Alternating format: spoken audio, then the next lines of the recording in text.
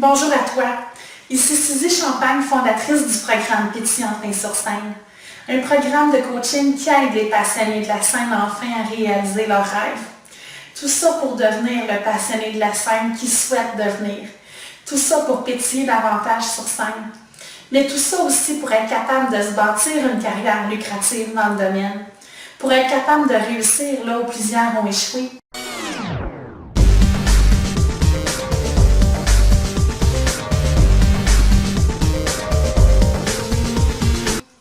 Écoute, on se retrouve déjà dans le module 7 de la formation.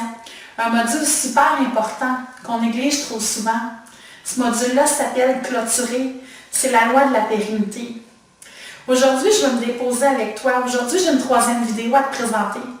La vidéo d'aujourd'hui n'est pas facile à faire, mais tellement importante que je veux te faire. Je veux te parler avec mon cœur aujourd'hui. Aujourd'hui, je vais te parler de la critique constructive. La critique constructive, souvent, ça nous détruit en tant qu'artiste, ça nous détruit en tant que conférencier, mais c'est un cadeau d'une valeur inestimable. Aujourd'hui, je veux juste m'attarder sur 6 éléments. 6 éléments qui vont t'aider à accepter la critique plus facilement. 6 éléments qui vont t'aider à accepter que la critique peut te faire cheminer dans le bon sens.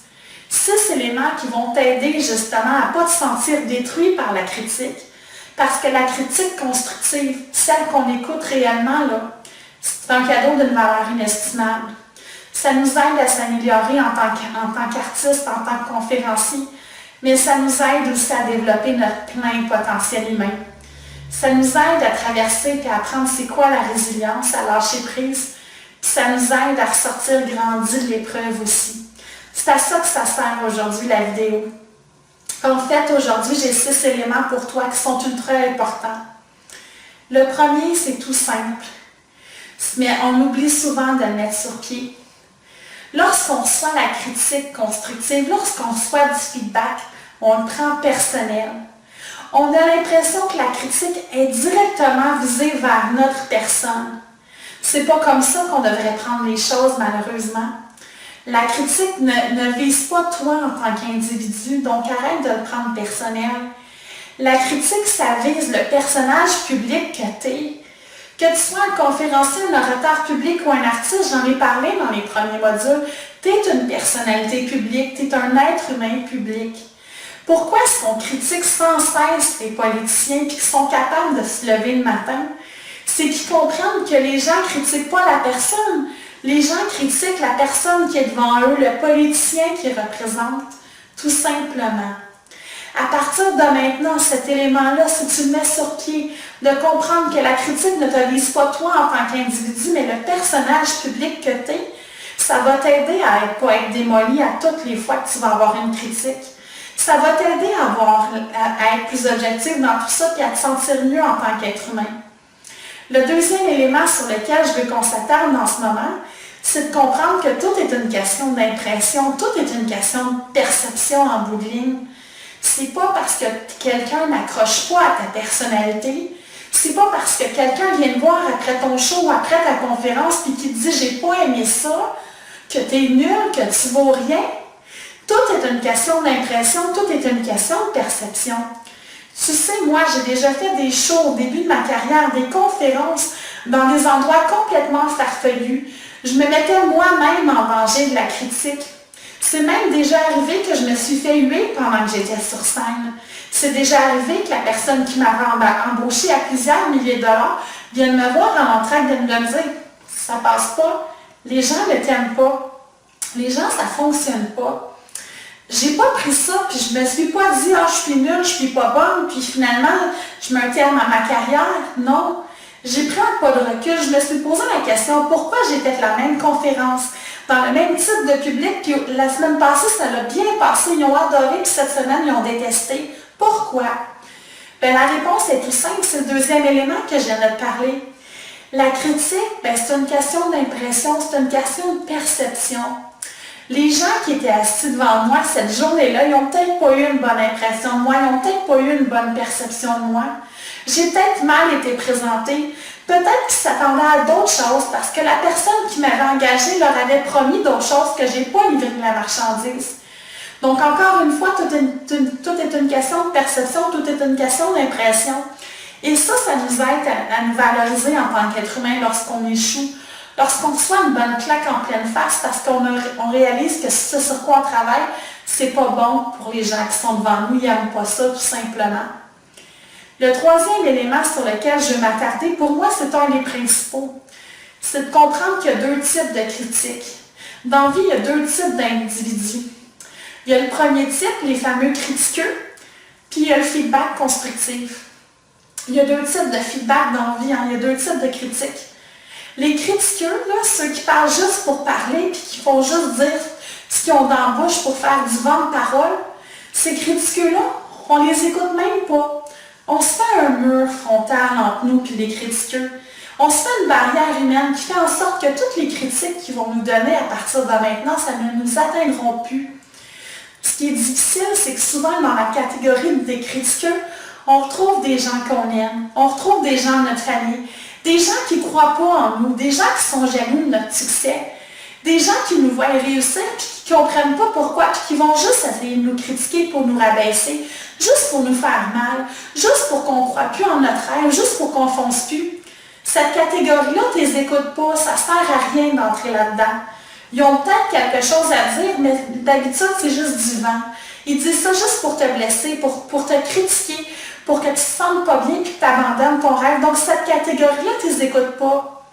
L'autre catégorie, par exemple, ceux qui t'aiment réellement, ceux qui veulent ton succès, ceux qui sont prêts à te livrer du feedback constructif, ça, tu t'accroches à ça, c'est une mine d'or d'informations.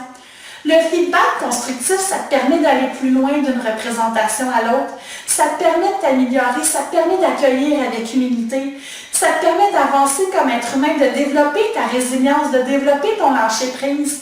Peut-être que ces gens-là qui étaient assis dans la salle, qui ont vu d'une façon objective, qui t'amènent quelque chose, ils ont peut-être raison. Peut-être que non aussi, parce que des fois, tout est une question de perception, mais ils ont peut-être raison. Essaie juste de les écouter sans jugement. N'aie pas de préjugés sur ce qu'ils ont à dire. Fais juste accueillir. Accueille. Dis merci. Puis après ça, tu décideras si pour toi ce feedback-là est important ou pas. Mais ces gens-là, ils t'aiment. Ces gens-là, ils veulent que tu réussisses. Donc, c'est important de les écouter. C'est important d'accueillir avec humilité qu'est-ce qu'ils ont à dire. Après ça, ce que tu vas en faire, ça t'appartient. Mais juste le fait d'accueillir ces gens-là, ça va t'aider.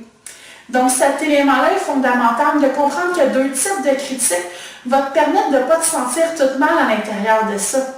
Ça va te permettre de t'aider à court, moyen et long terme. Le quatrième élément, je viens d'en parler brièvement, mais c'est très important que je veux le souligner davantage. Il faut accueillir ce que les gens nous donnent. Il faut accueillir le feedback des autres. C'est comme ça qu'on chemine en tant qu'être humain. C'est comme ça qu'on s'améliore d'une représentation à l'autre. C'est en écoutant son public qu'on est capable de le rejoindre davantage. C'est en écoutant son public qu'on est capable de connecter avec lui. Donc, tout ce que les gens disent, c'est une mine d'or d'informations. Ça va te permettre d'être une meilleure personne. Ça va te permettre d'être un meilleur personnage public qui est réellement à l'écoute des gens. Ça, c'est une qualité essentielle lorsqu'on accepte le feedback constructif. D'être à l'écoute, d'accueillir, de recevoir. C'est un cadeau qui est ultra précieux, qui est ultra puissant. Et je t'invite à ne jamais l'oublier, tout ça. Le cinquième élément sur lequel je veux m'attarder est important aussi. Une critique ne devrait jamais te niveler vers le bas en tant qu'être humain. Ça devrait toujours te niveler vers le haut. Ça ne devrait pas te détériorer, ça ne devrait pas te démolir, ça devrait juste te niveler vers le haut. Des fois, c'est pas facile d'accueillir de la critique parce que c'est négatif à la base. Ça veut dire que tu n'as pas été parfait. Et il n'y a pas personne qui est parfait. Lorsqu'on arrête le syndrome du perfectionniste, ça fait en sorte qu'on accueille plus facilement. Mais la critique, une fois qu'elle a été reçue, là, une fois que tu as eu ton choc émotif, puis une fois que tu as eu mal, là, ben, tu t'en trousses les manches, tu prends ta critique, tu prends ton feedback constructif, puis tu t'en sers pour te niveler vers le haut. C'est pas lorsque l'enfant tombe qu'il est fier de lui lorsqu'il apprend à marcher. C'est lorsque l'enfant apprend à se relever, puis se retrousse les manches, puis qu'il continue à marcher, puis qu'il réalise qu'il est capable de faire 20 pas de plus qu'il est fier de lui. C'est la même chose pour toi. Lorsque tu te sers de ta critique pour te niveler vers le bas, tu te dégrades en tant qu'être humain, ça baisse l'estime de toi-même que tu as. Mais lorsque tu prends le feedback constructif puis que tu nivelles avec lui vers le haut, Tu deviens une meilleure personne. Et ça, c'est puissant parce qu'on veut tous se développer dans notre vie. On veut tous devenir la meilleure version de nous-mêmes à toutes les fois que les journées passent. C'est comme ça la vie. On veut tous être une meilleure personne. On veut tous s'améliorer. C'est ce qui nous permet d'être en vie. Donc, la critique constructive, lorsqu'elle te nivelle vers le haut, c'est ultra positif, c'est ultra puissant. Et ça, c'est un cadeau d'une valeur inestimable à mes yeux. Le 6e point sur lequel je veux m'attarder, j'en ai parlé dans le cadre du dernier module. Dans une salle de spectacle, c'est important de comprendre que si tu as plu à 80% de ton public, ta mission est accomplie. Il y a toujours 20% qui n'aiment pas ce que tu fais, peu importe ce que tu dis.